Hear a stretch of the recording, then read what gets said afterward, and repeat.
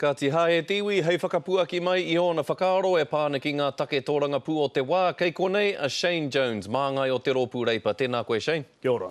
Tuatahi e hoa ko koe te toi hau o te ohu kai moana I ngā wā o mua. He pēhe o whakaaro e pāna ki ngā raruraru e nonoti nei I a rātou mea o te Aroa Fisheries. Kei kona ngā māharahara.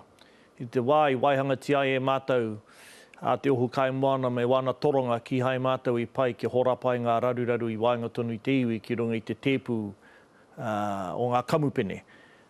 Te āhua nei, ko eke rawa ki te wā me āta noho, me āta wānanga ngā kai whakahaere. Me taku mōhio e rua atu taupē ko te tai aro take nui whakaharahara I whakarite ai rotu I te ture ka whakahaere tia. Ki te kore e oti a rātou e nei momo raruraru tērā pēr ka hihe te iwi ki te whakakāhore I te ohu kai moana.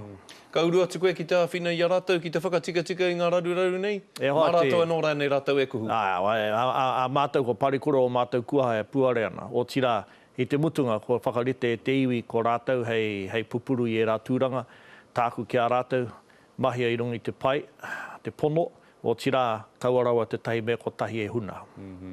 Nā, me korero tāua mo tō whanaunga mo hone harawira.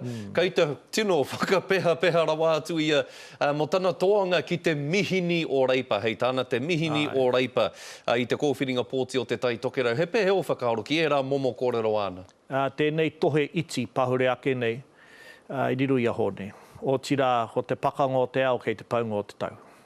Pēnei hihana tō tātou iwi ki te tini I te kāwanatanga. E kore te kāwanatanga e tini hai mā roto I hone me tana kotahi. O tira waiho kia pahu. Waiho kia pahu. A hone e hara I te tangata tauhau ki tēnei mahi te pahu pēnei me te hau e pupuhi ana. Waiho kia pērā.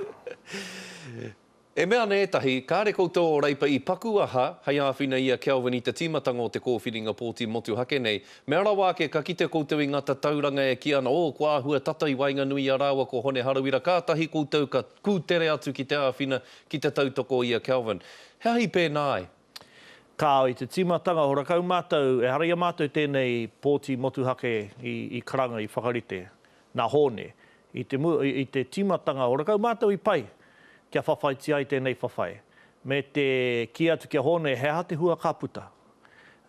Eke atu pēr I te raro iho rani, I te rua te kaupea, nohio ngā rai, wāte ana, I noho ai mātou ngā kai toranga pui roto I te whare pāremata. Nā reira, hora koe tika ana te ki, nā roto I te putanga o te tatau wainga tunu I a Kelvin me hone, ka tahi mātou ka hihiko.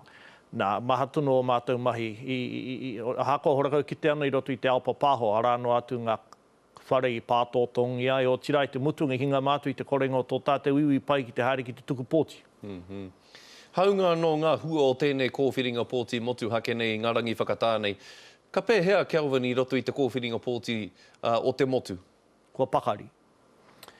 Māku ki a tātou mā roto I te pēneitanga. Ka mutu a Kelvin, ora kau I tino whakatupungi ai pēnei a mātou ko hone mā.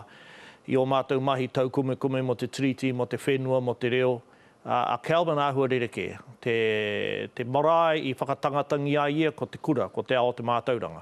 O tira no roto I ngā wiki e ono pahure tatake nei ka tahi ka tangata marika.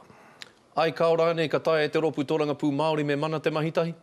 E hoa ki te kihi te katipō ki te white tail spider, he mate kei te haere. Tēnā koe, Shane, nā mihi ki a koe.